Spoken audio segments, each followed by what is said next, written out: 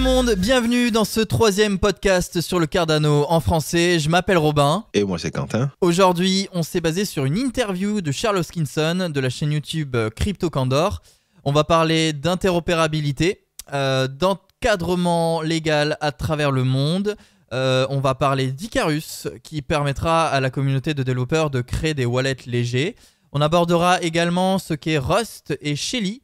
On parlera également aussi de Kogen, qui est la prochaine mise à jour qui permettra à Cardano d'interagir avec d'autres écosystèmes de crypto-monnaies et dans le futur de créer d'autres crypto-monnaies à partir du Cardano, comme le permet Ethereum aujourd'hui. On terminera enfin par un mot de ce que dit Charles sur le marché du trading et la communauté Cardano. Je te propose de commencer par parler de l'interopérabilité.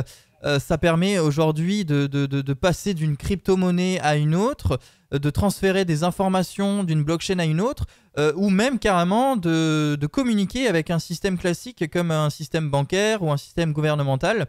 Et ça, en quoi est-ce que c'est important et qu'est-ce que Cardano envisage de faire à ce niveau-là ? Fait qu'au niveau de l'interopérabilité, ce qui est important de savoir, c'est que il y a deux sortes d'interopérabilité. Fait ce qu'on veut, c'est être capable de déplacer un actif ou une crypto-monnaie, la valeur d'une crypto-monnaie, d'une blockchain à une autre. Fait que de ce point de vue-là, c'est que ce qu'on veut, c'est être capable, Cardano, ce que veut Cardano, c'est être capable d'avoir un standard ou de développer un standard qui serait utilisé par toutes les autres crypto-monnaies. Dans le même genre d'idée que justement l'ERC20 au niveau d'Ethereum pour créer plusieurs projets. Donc l'ERC20, c'est un protocole en fait, pour pouvoir communiquer avec d'autres crypto-monnaies. C'est un protocole ou c'est un standard qui est utilisé pour générer d'autres crypto-monnaies sur la plateforme d'Ethereum. Fait que tout projet qu'on peut citer, on peut en citer la plupart des projets ont été créés à partir de la plateforme d'Ethereum et c'est ce qu'on veut avoir. On veut créer le même standard, dans le fond, pour pouvoir déplacer un actif, donc de l'Ethereum, pouvoir le transformer en ADA ou sur la plateforme de Cardano. Donc, c'est-à-dire que, par exemple, demain, je suis sur Daedalus, oui. J'ai 1000 Cardano et j'ai envie de les transformer en Ethereum. Ça, c'est possible.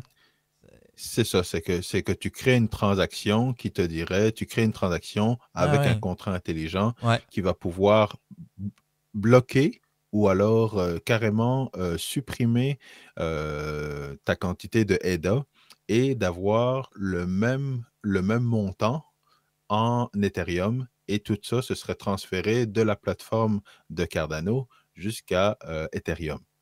Fait que ça, c'est la première idée, donc de transférer une valeur ou un actif ou une crypto-monnaie d'une blockchain à une autre. Et alors, est-ce que ça veut dire que, par exemple, dans le futur, sur Daedalus, je vais pouvoir avoir plusieurs crypto-monnaies est-ce que c'est possible, ça ou... Oui, c'est ça. Fait qu'un petit comme Ethereum. Donc, sur Ethereum, actuellement, tu peux avoir ton wallet Ethereum avec ton Ethereum dessus. Et tu peux voir aussi les autres crypto-monnaies qui sont compatibles avec un ERC20. Qui sont natifs d'un ERC20. Fait qu'avec Cardano, lorsqu'il va y avoir, dans le fond, la prochaine mise à jour Kogen, on va avoir également donc des contrats intelligents, puis plusieurs actifs ou plusieurs crypto-monnaies qui seront visibles à partir de ton wallet, que ce soit Daedalus ou même Yoroi. Alors tu l'as dit, la prochaine mise à jour s'appelle Kogen. Quand est-ce que ça va arriver Kogen va commencer à être développé, pas développé, mais va commencer à être livré à partir de l'année prochaine normalement. D'accord. Fait que cette année, c'est vraiment Shelly, puis le staking, la délégation, le proof of stake, la décentralisation graduelle. Ouais. Exactement. Alors, on en parlera tout à l'heure, plus précisément. Oui, c'est ça. Et donc, après ça, on va avoir Kogen qui va commencer avec le développement des contrats intelligents, puis être capable de créer de nouvelles crypto-monnaies, de nouveaux projets sur la plateforme de Cardano. Donc ça, c'est génial, parce qu'à terme, ça veut dire pouvoir communiquer entre plusieurs crypto-monnaies, plusieurs projets, plusieurs applications, plusieurs dApps, comme on dit, applications décentralisées. Et l'autre partie qui est vraiment importante, dans le fond, c'est être capable de transférer de l'information. Fait que lorsqu'on fait des transactions, c'est qu'on veut être capable de mentionner des métadonnées, donc de l'information comme où est-ce qu'on est localisé lorsque je fais une transaction, ou quand je paye, lorsque je pourrais payer avec des ADA, lorsque je paye, être capable d'ajouter des informations qui sont importantes pour les systèmes, les vieux systèmes, les legacy systems. Comme le système bancaire. Ouais. Exactement, au niveau du gouvernement. Ouais. Donc, à terme, c'est vraiment de se dire, on peut avoir un contrat entre nous, et avoir un contrat intelligent qui nous permet de signer ce contrat-là. Donc, faire en sorte que le contrat est valide aux yeux de la loi. Fait que la manière dont on pourrait signer ce contrat, c'est de dire, on a une entente entre nous. Je signe avec ma clé privée le contrat intelligent. Tu signes avec ta clé privée le contrat intelligent aussi. Donc, à partir de ce moment-là, on est tenu de tenir notre parole. Ouais, notre et engagement. Si jamais, c'est ça, et si jamais il y a un problème qui arrive, eh bien, on peut se poursuivre l'un l'autre, ou alors aller devant le juge et montrer, dans le fond, le contrat intelligent qui a été signé par les deux parties, et ça va être au juge de déterminer qui a tort, qui a raison, puis comment régler la situation juridique finalement. Donc ça, c'est génial, parce que c'est une application au monde réel, quoi, finalement. Ça veut dire que ça permet la démocratisation, encore une fois, et surtout l'adaptabilité d'une blockchain, d'une crypto-monnaie comme le Cardano au monde réel. Et ça, c'est tellement important aujourd'hui, quoi. C'est ça que les utilisateurs attendent, et que les gouvernements aussi attendent, je pense, et les systèmes bancaires actuels attendent. Parce que ça va être difficile de les faire changer si nous, on n'arrive pas à s'adapter dans un premier temps à eux, à leur système. Exactement. Pour l'adoption aussi, c'est extrêmement important d'avoir une adoption avec le monde dans lequel on vit actuellement. Ouais. Alors, Charles parlait dans la vidéo également de finalement l'encadrement légal qui peut être établi pour les startups qui veulent se lancer dans un projet de crypto-monnaie. On en revient à ce qu'on disait là juste à l'instant, c'est que c'est hyper important que les projets qui se créent autour de la blockchain et de la crypto-monnaie soient légalement, soit légal, quoi, tout simplement. Donc, qu'est-ce qu'il dit par rapport à ça, lui, Charles? Ça, c'est la même chose dans n'importe quel pays dans le monde, c'est que on a besoin d'un encadrement, effectivement, d'orientation légale pour savoir c'est quoi que je dois respecter si je veux partir une business et utiliser la blockchain ou les crypto-monnaies. Fait que c'est important que les organismes et que le gouvernement, justement, sortent des lois, écrivent des lois pour que les entreprises sachent à quoi s'en tenir. Ouais. Fait que, parce qu'actuellement, c'est un peu le Far West. Tout le monde sort leur crypto-monnaie, tout le monde font des levées de fonds, puis récolte de l'argent de différents investisseurs et de monsieur et madame tout le monde, finalement. Ouais. Et lorsqu'il arrive que les projets n'aboutissent à rien, à ce moment-là, c'est monsieur et madame tout le monde qui perdent leur argent. Fait que pour le gouvernement, le rôle du gouvernement, c'est de protéger les investisseurs et, plus important, de protéger monsieur et madame tout le monde. Fait que pour ne pas que monsieur et madame tout le monde, encore une fois, perdent leur argent qu'ils ont sauvé, et monsieur et madame tout le monde veulent investir, puis veulent essayer d'améliorer leur niveau de vie, il faut avoir des règles strictes strictes, mais pas trop strictes non plus, parce que si les règles sont trop strictes, à ce moment-là, plus personne va vouloir développer, innover avec cette nouvelle technologie-là. Donc c'est important qu'il y ait une souplesse, une forme de souplesse. Oui, c'est important qu'ils comprennent ce qu'on veut faire, et qu'ils comprennent ce que les entreprises doivent faire et comment un projet doit être structuré, un petit peu comme les entreprises actuelles. Fait que être transparent par rapport à leur financement, par rapport à leur roadmap, etc., envers les investisseurs pour éviter que tout le monde perde leur argent dans des projets pas très transparents. Ouais, ok. Alors, je te propose qu'on parle maintenant des projets sur lesquels travaillent les équipes de Cardano en ce moment. On a donc Icarus qui, d'ailleurs, Emurgo, quand ils ont sorti le wallet Yoroi, finalement, c'est un peu ça. Ils utilisent cette techno. Hein. Ça permet, Icarus, de développer des wallets, des clients légers. C'est-à-dire qu'il permet, c'est pas comme Daedalus où quand vous installez Daedalus, vous êtes obligé de télécharger toute la blockchain et donc là ça prend forcément des plombes, c'est très lourd. Là c'est des wallets plus légers, vous n'avez pas besoin de télécharger toute la blockchain. C'est bien ça? Exactement. Exactement. Parce qu'ils se sont rendus compte que plusieurs personnes, justement, avaient des problèmes de synchronisation avec Daedalus pour se connecter à la blockchain. Ouais. Ça pouvait prendre plusieurs heures de pouvoir utiliser Daedalus. Fait que ce qu'ils ont fait, c'est qu'ils ont créé une référence des spécifications pour que d'autres compagnies ou d'autres personnes développent donc des applications plus légères. Fait que c'est de là où est parti le projet Icarus et c'est ce qui a permis, comme tu l'as mentionné, à Emurgo de pouvoir développer Yoroi. Alors, il devrait y avoir probablement d'autres wallets, même une version mobile de De Daedalus, ouais. ça, mais donc actuellement, avec ce projet, avec le projet Icarus, ben, ça permet à IOHK de déléguer la partie de développement de solutions, de wallets, toute cette partie-là, ça permet de la déléguer à d'autres compagnies, à des tiers parties.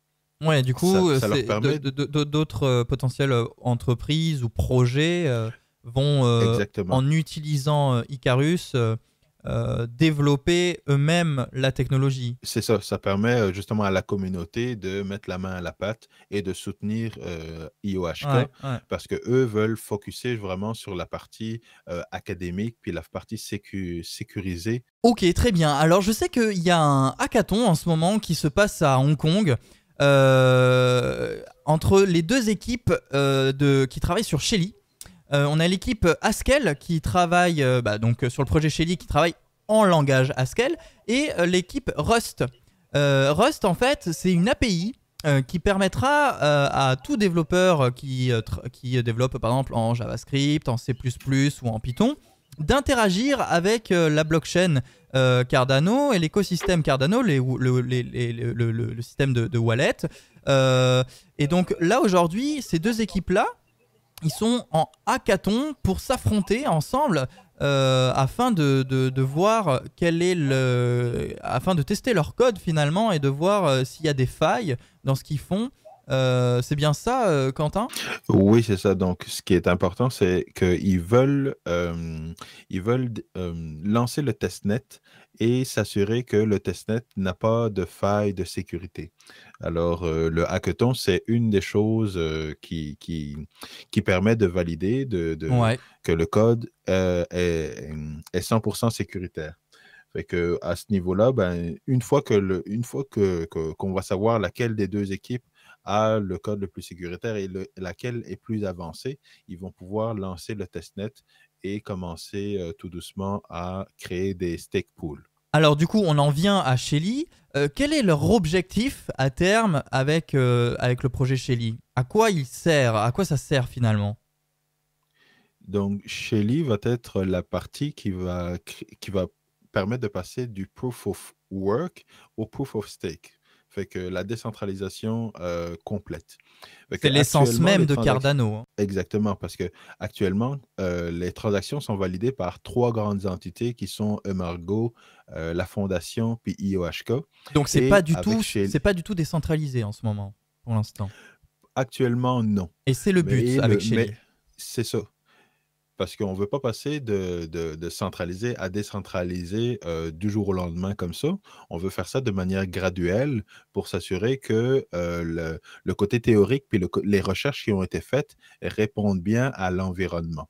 Fait qu'il y a eu toute une réflexion qui a été faite et on veut y aller de manière graduelle en commençant par le testnet.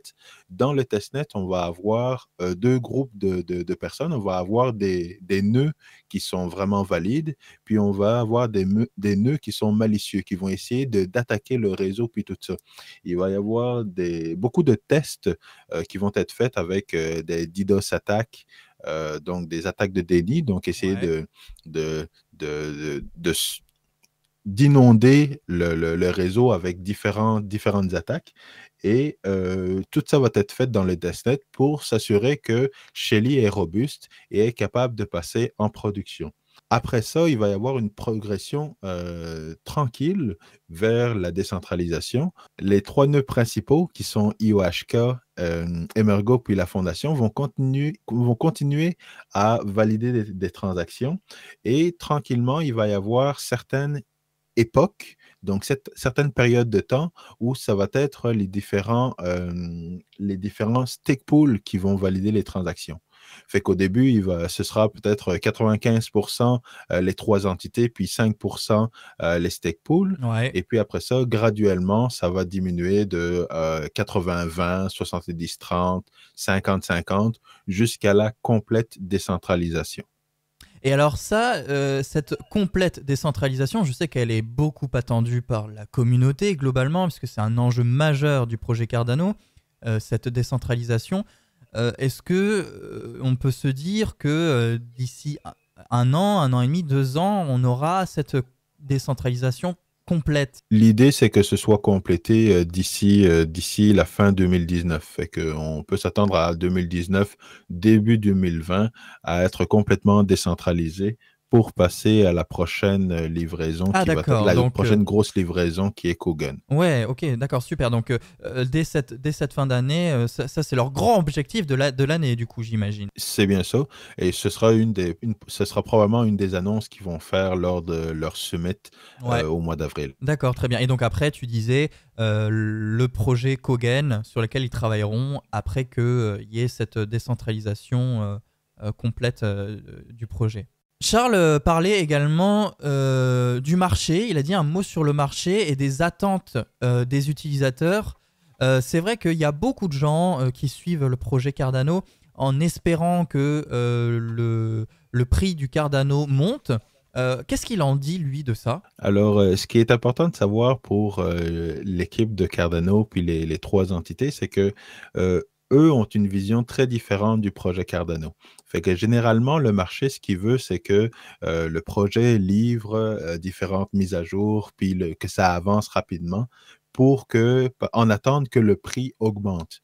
Donc, qu'ils soient capables de faire des profits, tout ça. Sauf que l'équipe de Cardano, eux, ils veulent livrer quelque chose de qualité et ils veulent le faire du premier coup. Fait qu'ils préfèrent y aller tranquillement, s'assurer qu'il n'y ait pas de faille de sécurité et qu'il n'y ait pas d'embûches lorsqu'ils vont monter en production, plutôt que de monter un produit qui va être semi-final, avec des bugs et qu'il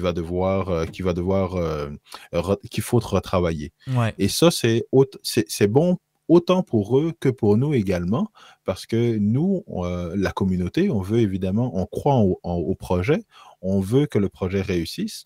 Puis, c'est pas la meilleure chose de livrer quelque chose, puis de se rendre compte que finalement, il y avait une faille de sécurité, puis que plusieurs personnes ont perdu leur EDA, puis tout ça. Ah, c'est clair. Et puis là, du coup, ce serait complètement contre-productif parce que ça aurait certainement des répercussions sur le cours. Exactement. Et c'est ce que j'ai vu, même moi, lorsque j'ai été au Plutus Fest en décembre dernier. Ouais. C'est que l'équipe ne parle vraiment pas de actuellement le ADA vaut combien, puis tout ça. Oui, ils sont 100% focusés sur le projet, 100% focusés à livrer un produit de qualité. Et je pense que c'est ce que la communauté apprécie de Cardano. Ouais, alors justement, effectivement, je pense que la communauté apprécie cela. Et d'ailleurs, il touchait un mot aussi sur la communauté. Quel type de communauté est la communauté Cardano? Il en disait deux mots. Oui, c'est ça, il était super content parce qu'il disait que c'était vraiment une communauté de qualité qui focus sur des projets super ambitieux. Comme là, il mentionnait les deux applications, une première application qui était sortie avec Alexa, l'assistant d'Amazon, et également l'application qui est sortie sur la smartwatch de Samsung. OK. Fait que c'est ces deux applications qui sont très utiles qui sont très intéressantes pour le projet Cardano, qui permettent d'interagir dans le fond avec le projet et les discussions également, la volonté de la communauté de sortir des différents cours sur Plutus, différentes plateformes comme les podcasts qu'on est en train de faire. Ouais. Que tout ça, il apprécie ça de la communauté et c'est ce qui nous différencie des autres communautés. On va prochainement, dans les prochains podcasts, avoir des invités. On ne vous en dit pas plus. N'hésitez pas surtout à commenter, à échanger avec nous. On se retrouve évidemment sur le Telegram Cardano France. Le lien est dans la description. N'hésitez pas à y faire un tour. Merci à toi, Quentin. On se retrouve pour un prochain podcast et on se dit à très vite. C'est bon, à très vite. Salut.